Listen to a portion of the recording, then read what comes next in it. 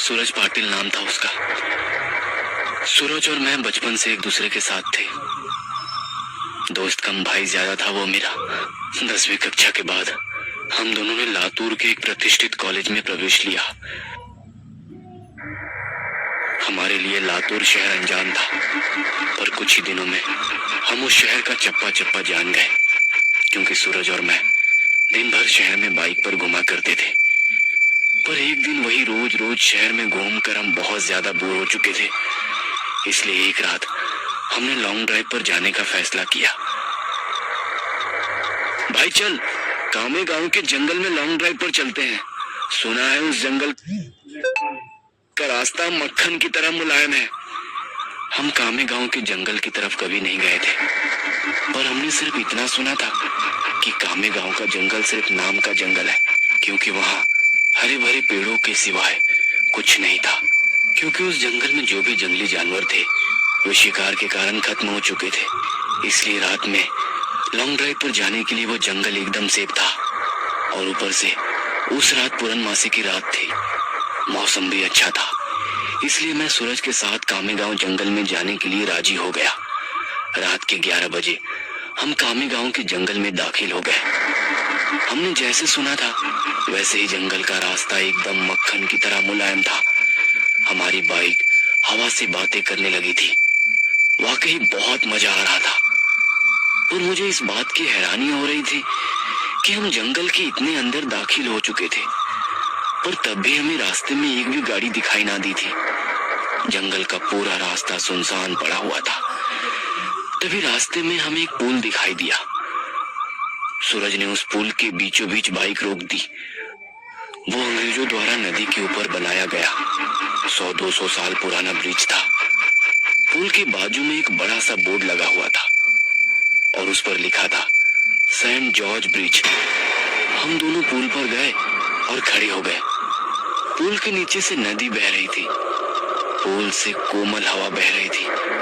पुल के नीचे बहती नदी की पानी में चांद दिखाई दे रहा था। माहौल बहुत खुशगवार था, लेकिन इतने में दूर कहीं जंगल में से एक भेड़िए की रोने की आवाज आई।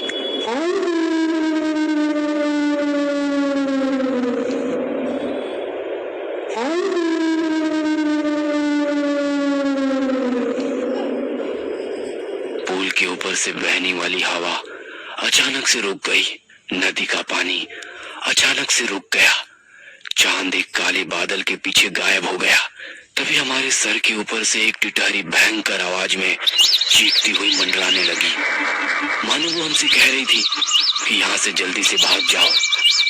हमारे महाराष्ट्र में ऐसा माना जाता है कि टिटहरी का चीखना अशुभ घटना का संकेत होता है, और मैं ये अच्छी तरह से जानता था। सूरज, मुझे यहाँ पे कुछ अच्छा नहीं लग रहा है। टिटहरी का चीखना मतलब कि हमारे चारों तरफ खतरा मंडरा रहा है। हमें जल्दी यहाँ से निकल जाना चाहिए। अरे भाई, कुछ अशुभ नहीं होता, बस ये अंधविश्वास है। टिटहरी के चीखने की वजह उसका गुस्सैल स्वभाव होता है, और वही उसकी आवाज भी होती है। अब चुपचाप यहाँ खड़ा रहे और खूबसूरत नजारा देख, सूरज ने मुझसे कहा। तभी मैंने सूरज के पीछे कुछ दूर पुल की रेलिंग के पास एक औरत को खड़े हुए देखा।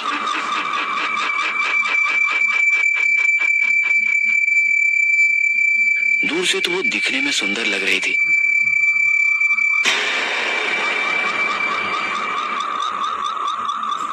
पर वो पुल के नीचे झांक रही थी। मैं उसकी तरफ देख ही रहा था कि इतने में वो औरत अपनी चप्पलें उतारकर पुल की रेलिंग पर चढ़ गई। सूरज, पीछे देख, वो औरत क्या कर रही है? मैंने सूरज से कहा। सूरज ने पीछे मुड़कर देखा। वो औरत अभी भी पुल की रेलिंग पर खड़े होकर नीचे देख रही थी। भाई, वो खुदकुशी करने की कोशिश कर रही है, सूरज ने मुझसे कहा। खुदकुशी, ये शब्द सुनकर मेरे हाथ पैर डर से कांपने लगे, क्योंकि जब मैं एक बच्चा था तब मेरे दादाजी ने खुद को फांसी लगाकर खुदकुशी कर ली थी, और वो मैं ही था जिसने उन्हें सबसे पहले फांसी पर लटकते हुए देखा था। ओ, नीचे उतरो, कहते हुए सूरज उस औरत को रोकने के लिए उसकी तरफ भागा, लेकिन मैं वहीं खड़ा रहा, क्योंकि मेरे आंखों के सामने फांसी पर लटकते हुए मेरे दादाजी आ रहे थे।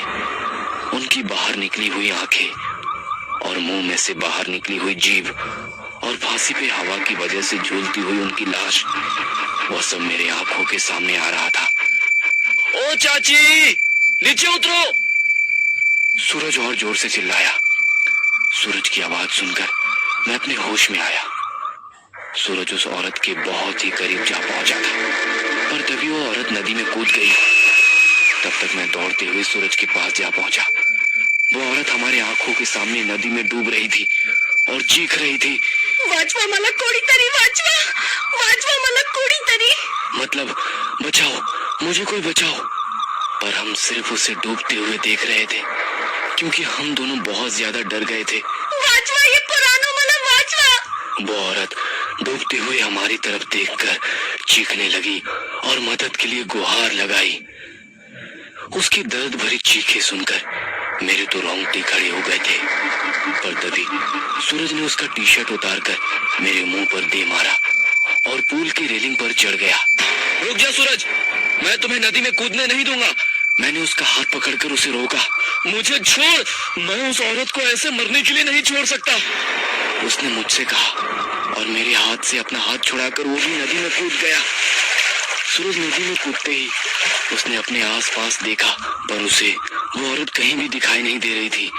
उसने सोचा कि वो डूब चुकी होगी, इसलिए उसने गहरी सांसें ली और पानी के अंदर डुबकी लगाई।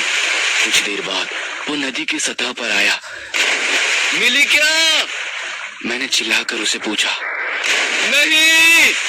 सूरज पानी में से चिल्लाकर मुझे बोला और उसने फिर एक बार गहरी सांस ली और नदी में डुबकी लगाई। देवा, सापड़ू तेरे थी भाई। मैंने आंखें बंद करके भगवान से प्रार्थना की और जब मैंने अपनी आंखें खोली तो मुझे एहसास हुआ कि मेरी दाहिनी ओर कोई है। मैंने झट से दाहिनी ओर देखा और मेरे पैरों तले जमीन खिसक गई, क्योंकि मेरे बगल में ही पूल की रेलिंग पर वही औरत बैठी थी जो कुछ देर पहले नदी में कूद गई थी। वो किसी जंगली जानवर की तरह पूल के रेलिंग पर बैठी हुई थी और नदी में सूरज की तरफ देख रही थी। हाय, कैसी शक क्या है? ये औरत तो अभी अभी नदी में कूद गई थी और मैंने खुद इसे नदी के पानी में डूबते हुए देखा था। तो ये अचानक से वापस इस पुल पर कैसे आ पहुंची? मैं मन ही मन सोच रहा था, पर तभी मेरी आंखें खुली और मैं समझ गया कि ये कोई औरत नहीं बल्कि एक चुड़ैल है और मैं डर के मारे कांपने लगा। सूरज! मैं डर के मारे जोर से चिल्लाया। तभी उस चुड़ैल ने मेरी तरफ देखा और जैसे ही उसने मेरी तरफ देखा, मैं सिर से पैर तक कांपने लगा। उसका चेहरा काला और आंखें पीली थी। माथे पर बड़ा सा कुमकुम था और नाक में बड़ी सी नथ थी। उसके नुकीले दांत उसके मुंह से बाहर निकले हुए थे और उसके नाखून जंगली जानवर की तरह लंबे और नुकीले थे। क्या हुआ? मुझे ढूंढ रहे हो? उस चुड़ैल ने मुझसे पूछा और डर के मारे मेरा गस्सा सूख गया। सूरज, हड़ाल! मैं फिर से चिल्लाया और मैंने पुल से नीचे नदी में देखा। सूरज पानी की सतह से हमें घूर रहा था। उसे भी पता चल चुका था कि वह कोई औरत नहीं, एक महिला नहीं बल्कि एक चुड़ैल है। सूरज हमें चौड़ी आंखों से देख रहा था। मैंने सोचा कि यह चुड़ैल अब मुझे इसी पुल पर चीर फाड़ कर मार देगी और फिर मेरे कच्चे मांस को चबा चबा कर खा जाएगी, क्योंकि मैं अकेले ही उसकी पकड़ में आ गया था और डर के मारे मैंने अपने पेंट में पेशाब कर दी। डरो मत, मैं तुम्हें नहीं, उसे अपने साथ नदी में ले जा रही हूँ।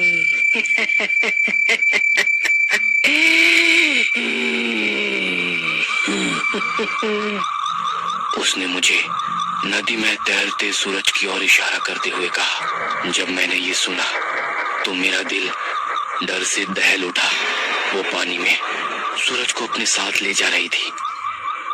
सूरज, जल्दी से पानी से बाहर निकलो, नहीं तो ये चुड़ैल तुम्हें नदी के पानी में ले जाएगी, मैंने सूरज से चिल्लाते हुए कहा। यह सुनकर सूरज पानी में ठहर गया। उसके हाथ पांव सुन्न पड़ गए। उसे एहसास हो गया था कि वह नदी में से बाहर नहीं निकल पाएगा, क्योंकि वो नदी के बीचों बीच था। वो काफी डर गया था। भाई, मुझे बचाओ! सूरज ने मुझसे विनती की। ये सुनकर चुड़ैल मेरी तरफ देखकर मुस्कुराई। तो उसने पुल से सूरज पर छलांग लगा दी। धीरज! सूरज आखिरी बार चिल्लाया और वो चुड़ैल उसे पानी के अंदर ले गई। कुछ देर तक पानी में से बुलबुले निकलते रहे, पर कुछ देर बाद वो भी बंद हो गए। मैं आंखें फाड़ फाड़ कर नदी के पानी में देख रहा था और सूरज को पुकारता रहा, और इतने में मुझे नदी के पानी में खून दिखाई दिया। मेरी आंखों में आंसू आ गए और मैं समझ गया कि उस चुड़ैल ने सूरज को मार दिया है। मैं वो सदमा बर्दाश्त न कर सका। मेरी आंखों के सामने अचानक अंधेरा छा गया और मैं उसी जगह पर बेहोश हो गया। जब मुझे होश आया तब सुबह हो चुकी थी। मैं 4-5 लोगों से घिरा हुआ था। पुल पर काफी सारी लोगों की भीड़ जमी हुई थी। लोग पुल के नीचे झांक कर देख रहे थे। मैं उठकर पुल के पास गया और देखा कि नदी के किनारे पानी में सूरज की लाश तैर रही थी। उस चुड़ैल ने बड़ी ही बेदर्दी से उसके सीने से दिल निकाल लिया था। मेरा सबसे अच्छा दोस्त मुझे छोड़कर चला गया था। उस दिन मुझे कामी गांव के लोगों से पता चला कि वो उस नदी में 100-200 साल पहले से ही एक चुड़ैल का वास था। असल में हुआ ये था कि अंग्रेजों के जमाने में एक अंग्रेज अफसर ने सुंदरा नाम के एक औरत का बलात्कार किया था। ये बात आसपास के सब गांव में फैल गई थी। इसी कारण सुंदरा से गांव की कोई भी औरत बात नहीं करती थी, क्योंकि सब लोग कहते थे कि उसकी पवित्रता नष्ट हो चुकी है, अब वो अपवित्र हो गई है। गांव के लोग उसे हर दिन ताने मारते थे। कुछ दिन बाद सुंदरा के पति ने भी उसे छोड़ दिया। तब सुंदरा अपने मायके चली आई। कामी गांव ही उसका मायके था, पर वहां भी उसे बहुत सारी बेइज्जती झेलनी पड़ी। वो लोगों के हर रोज के ताने सुनकर तंग आ गई थी। इसी वजह से एक दिन पूर्णमासी की रात सुंदरा ने कामी गांव के सेंट जॉर्ज ब्रिज से मरने के बाद वो चुड़ैल बन गई। हर पूर्णमासी की रात सुंदरा सेंट जॉर्ज ब्रिज पर आती थी और लोगों को इसी तरह कपट से अपना शिकार बनाती थी।